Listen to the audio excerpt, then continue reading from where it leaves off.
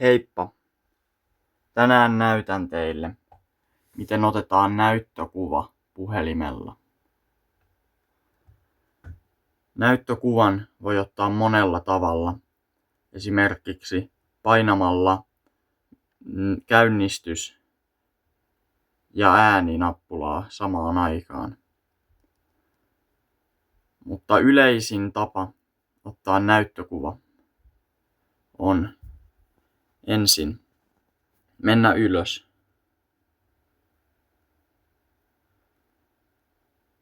Se saattaa olla tässä, mutta jos et näe sitä vielä, niin mene sivulle. Täällä näet ota näyttökuva. Sitä painamalla otat näyttökuva.